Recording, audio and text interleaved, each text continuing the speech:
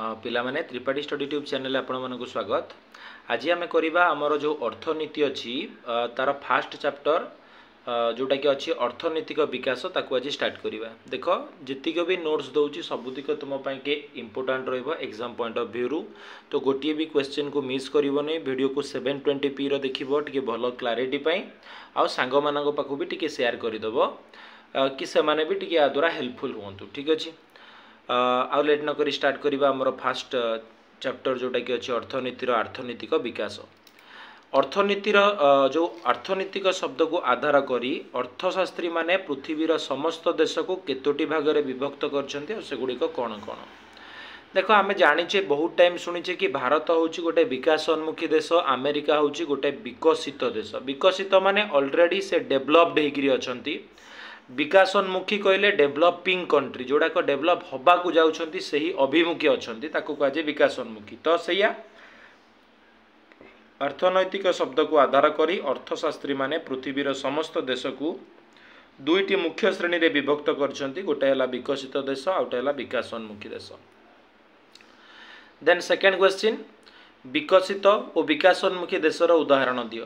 विकसित देशर उदाहरण रे रहिला युक्तराष्ट्र America, Germany, France, England, Japan, जोड़ा कि आम सब कहूँ कि जो बड़ बड़ देश माने अर्थनैतिक दृष्टिकोण नहीं तो लोक संख्या दृष्टि तो आम भारत भी माने वर्तमान चीन को टपी सारा। ठीक अच्छे विकासोन्मुखी देश किए चीन भी रही विकसित रे। विकासोन्मुखी देश रहा भारत, पाकिस्तान, श्रीलंका, बांग्लादेश एमाने सब विकासोन्मुखी देश उपरे भाव गुड़िक सब आमर जनाशुना। विकसित देश और विकासोन्मुखी देश क्या कहुए बहुत बढ़िया क्वेश्चन, इंपोर्टेंट क्वेश्चन है चैप्टर। विकसित देश गुड़िकर जनसंख्या नियंत्रित अवस्था थाए। देख आम देश में केते प्रोब्लेम होउछि कि जो लोक 150 कोटी 150 क्रोर्स हेलेनी सेटा आम कष्ट, किंतु जोड़ा विकसित देश देखिबो तांकर जगह अधिका लोक कम थिबे। विकसित देश गुड़िकर जनसंख्या नियंत्रित अवस्था थाए, सेमानकर मुंड पिछा आय मध्य अधिक होइथाए। यही सब कारणरू विकसित देश में लोक मानकर जीवन धारणर मान भी उच्च उन्नत होता है, तेणु यह विकसित देश बोली कहुए। बुझेला ताकर मुंड पिछा आय भी कौन होता है ना अधिक होता है। तापर विकासोन्मुखी देश गुड़िक क्षेत्र में जनसंख्या वृद्धि गोटे मुख्य समस्या भाव में देखा जाए। विकासोन्मुखी देश गुड़िक जनसंख्या वृद्धि को नियंत्रण करि न पारिबा कारणरू संबल उपरे अधिक चाप पड़े एवं लोक मानकर मुंड पिछा आय मध्य आशानुसार वृद्धि होई पारे नाही। बुझेला कि आम देशर प्रोब्लेम होची से गुटाक कि एते लोक संख्या को आम ठीक से जोगे भी पारुने सब किसी जिनस।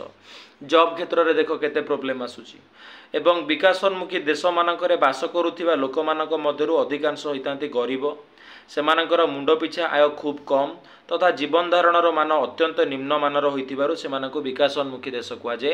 एगुड़ाक गोटे भी मिस करनी, भलसे नोट्स लेख 720p रे देखिकी, कहीं कम रे देखिले भल क्लारिटी आसबनी और भल भी लगे देखापी। ठीक अच्छे 3 नंबर कंप्लीट हो गला आमर। भलसे आपको वीडियोटी को जब चाहूच मु तो कहीदे जाऊँगी, तुम तो सांगे सांगे लिखिपारे टिके पॉज करके तुम्हें देखी नहीं पार। 4 नंबर क्वेश्चन कौन देछि वर्तमान देखिबा, केतबेले अर्थनैतिक विकास संभव होता है। अर्थनैतिक विकास केतबेले संभव, कौन सी देशर मोट जातीय आय और मुंड पिछा आयर क्रमागत वृद्धि से देशर आर्थिक अभिवृद्धि होता है एवं आर्थिक अभिवृद्धि हेले ही तार अर्थनैतिक विकास संभवपर होता है। मोट जातीय आय क्या कहुए ये दुटा बहुत इंपोर्टेंट। कौन सी देशर वर्षक मध्य उत्पादित होउथिबा समस्त द्रव्य आउ सेवार मुद्रागत मूल्य तत्सहित देश बाहर आसुथिबा आयर समष्टि को जातीय आय कहुए। क्या कहुए समस्त द्रव्य जहाँ भी आम देश उत्पादित होउछि तार मूल्य, सेवार मुद्रागत मूल्य, ता सहित बाहर देशरू आसुथिबा जहाँ भी आय से सबको मिसई देला आम जातीय आय पाइबा। ठीक अच्छे जातीय आय बुझेला। एबे देखिबा कि आमर 6 नंबर क्वेश्चन, मुंड पिछा आय केमती पाइबा ना देशर मोट जातीय आय को सही देशर जनसंख्या द्वारा जदि भाग करदबा ताल आमे पाइजिबा कोन ना मुंड पिछा आय। मुंड पिछा आय केमती पाइबा ना देशर मोट आय को बा मोट जातीय आय को से देशर जनसंख्या द्वारा जदि भाग करिबा ताल आमे कोन पाइबा ना सही देशर मुंड पिछा आय पाइबा। एहीपरि भाव में मुंड पिछा आय निरूपण करा जाए। बुझेला मोट टंका बा मोट आय को जनसंख्या द्वारा भाग करिया को पड़िबो। ठीक अच्छे 7 नंबर क्वेश्चन देखिबा। 7 नंबर क्वेश्चन हमको कौन दिखाई ना 7 नंबर क्वेश्चन, भारतर जातीय आय 1950-51 मसीह केते कोटी थिला। भारतर जातीय आय 1950-51 मसीह केते कोटी थिला हमर देइचे एटा 1,32,367 कोटी थिला बुझिला कि बुझिला ना बुझिलानी तापरे एटा देइचे वर्तमान भारतर जातीय आय 2003-2004 मसीह रे केते होईची मत लगुच ये क्वेश्चन टी तुम मैंने ही चेक कर नब कहीं यहाँ 1,32,367 हेले 2003 आउ 4 होची 12 लक्ष ठीक अच्छे हो ठीक एटी थिला गोटाए 1,32,367 कोटी 1950-51 2003 आउ 4 हो जाइए 12 लक्ष माने जोटा 1 लक्ष था से 12,66,005 कोटी हो जाइए बर्तमान माने 2003-4 आउ सेटा 2010-11 सुधा केते हेची ना 48 लक्ष हो जाइए जोटा 12 लक्ष थिला 2003-4 रे सेटा 2010-11 को आसिला समय रे तार जातीय आय हो जाइए भारतर 48,85,954 कोटी ठीक अच्छे तापर देखिबा भारतर मुंड पिछा आय 2003-4 मसीह रे केते टंका थिला आउ 2010-11 मसीहा सुधा यह केते टंका वृद्धि पाइछि तो भारतर मुंड पिछा आय 2003-4 मसीह रे केते थिला ना 36,871 टंका आउ सेटा 2010-11 मसीहा सुधा हेछि 53,331 टंका को वृद्धि पाइछि तापरे भारत रे केबे ठारू मिश्र अर्थव्यवस्था प्रचलित होई आसुछि ना भारत रे स्वाधीनता परठारू भारत रे मिश्र अर्थव्यवस्था प्रचलित होई आसुछि ठीक अछि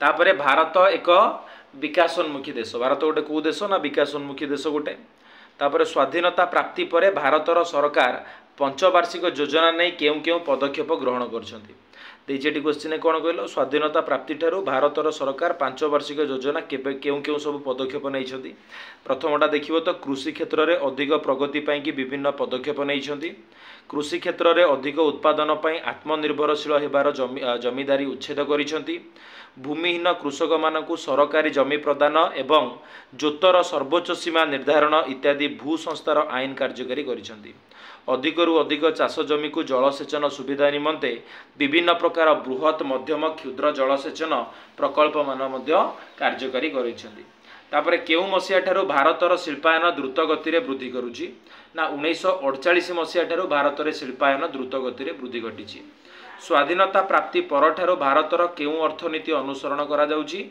ना मिश्र अर्थनीति मन रखिबो स्वाधीनता परठारू कोन होउछि ना भारत रे मिश्र अर्थनीति अनुसरण करा जाउछि भारतर अर्थनैतिक वैशिष्ट्य गुड़िक कौन कौन तार नाम लेख भारतर अर्थनैतिक वैशिष्ट्य होउछि उदारीकरण घरोईकरण जगतीकरण तीनटा गोटे उदारीकरण नीति आउटे घरोईकरण आउटे जगतीकरण पढ़िबा उदारीकरण कौन उदारीकरण आ विषय बुझिया पे भी कहिछि उदारीकरण हेउछि एपरि एक नीति जेउथिरे शिल्प क्षेत्र रे आमदानी आ रप्तानी पूर्वरु प्रचलित थिबा सरकारी कटकणा जेमिति कि लाइसेंस टिकस इत्यादि उच्छेद बा कोहळ कराजिबा घरोई शिल्पपति तथा बहुराष्ट्रीय कंपनी मानकु उत्पादन क्षेत्र में स्वाधीनता प्रदान जेपरिकी सेमाने केउ प्रकार पदार्थर उत्पादन क्षेत्र में स्वाधीनता प्रदान जेपरि सेमाने केउ प्रकार पदार्थ उत्पादन करिवे केते परिमाण रे उत्पादन करिवे केउ स्थान रे करिवे ए सब स्थिर करि परिवे उदारीकरण नीति जोगु पृथ्वीर प्रत्येक भल जिनिस बा दामी ब्रांड रो उत्पादन प्राय समस्त देश रे उपलब्ध होई पारुछि ठीक अछि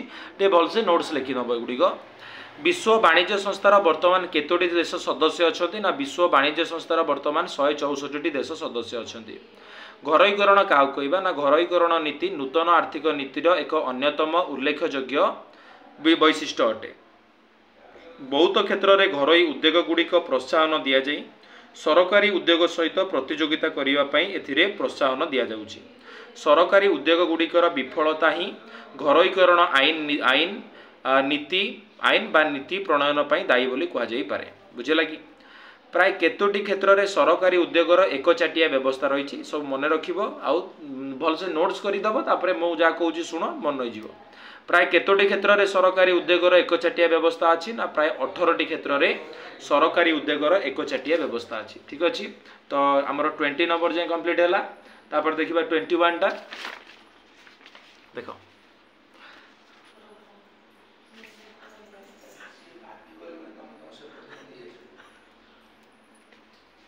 तापरे भारत में 2012 जुलाई सुधा वैदेशिक मुद्रार गच्छित केते डॉलर को वृद्धि पाई जो देखा 2012 मसीह वैदेशिक मुद्रार आमर 28,877 कोटी को वृद्धि पाई। विश्व वाणिज्य संगठन केबे सृष्टि करा जाइछि ओ एहार कार्यालय केउंठी अछि एवं एहार मुख्य उद्देश्य कौन। विश्व वाणिज्य संगठन 1995 मसीह सृष्टि होइछि। एहार कार्यालय होउछि जेनेभारे।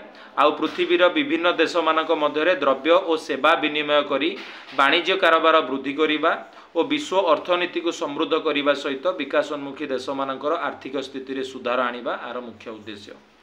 विश्व वाणिज्य कारोबार क्षेत्र में विश्व वाणिज्य संगठन 3टा प्रसंग अच्छी कौन कौन से गुड़िक ना पृथ्वीर विभिन्न देश मानक मध्य मुक्त अबाध आउ निरपेक्ष वाणिज्य कारोबार प्रचलन, देशगुड़िक मध्य द्विपाक्षिक वाणिज्य राजीनामा बदल में बहुपाक्षिक राजीनामार प्रवर्तन, विभिन्न देश मानक मध्य पूर्वर प्रचलित थिबा आमदानी एवं रप्तानी नियम आउ कटकणा उपरे उच्छेद।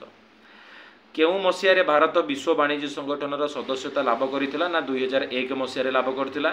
केउ मसीह भारत आमदानी और रप्तानी नीति घोषणा करथिला ना 2001 और 2 मसीह भारत आमदानी और रप्तानी नीति घोषणा करथिला।